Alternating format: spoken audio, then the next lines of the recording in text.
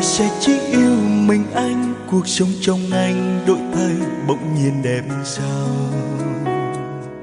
Được bên em yêu em đắm say trong hạnh phúc là một ước mơ bao nhiêu lâu anh thầm mong.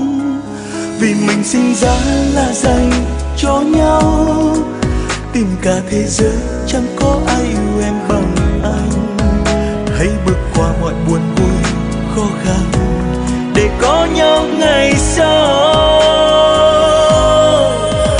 Người yêu ơi, anh luôn cần em, thương em, yêu em rất nhiều. Chỉ cần thấy em trong anh hạnh phúc lắm rồi. Trên trái đất này sẽ chẳng có ai yêu em bằng anh. Vì tình yêu anh trao em lớn hơn cả đại dương. Người yêu ơi, anh luôn cần em, thương em, yêu em rất nhiều. Bằng lòng với anh em sẽ có tất cả niềm vui. Hãy cứ để anh chăm sóc em như thế này nhé. Trọn đời suốt kiếp anh sẽ mãi yêu mình em, không bao giờ cách xa.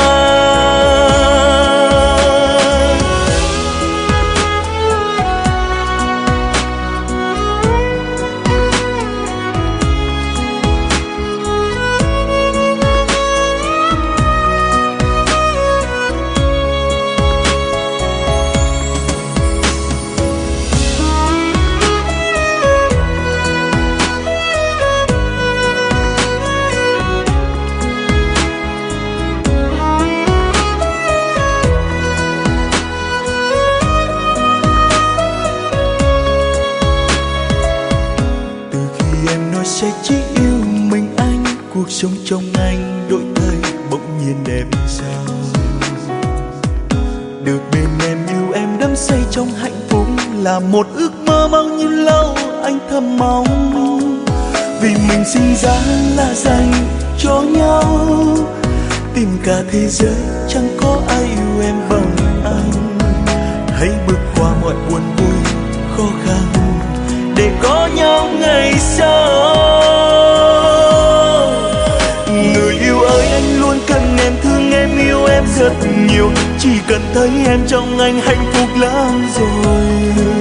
Trên trái đất này sẽ chẳng có ai yêu em bằng anh. Vì tình yêu anh trao em lớn hơn cả đại dương. Người yêu ơi, anh luôn cần em, thương em, yêu em rất nhiều. Bằng lòng với anh em sẽ có tất cả niềm vui. Hãy cứ để anh chăm sóc em như thế này nhé. Trọn đời suốt kiếp anh sẽ mãi yêu mình em, không bao giờ cách xa. Người yêu ơi, anh luôn cần em, thương em, yêu em rất nhiều. Chỉ cần thấy em trong anh hạnh phúc lắm rồi.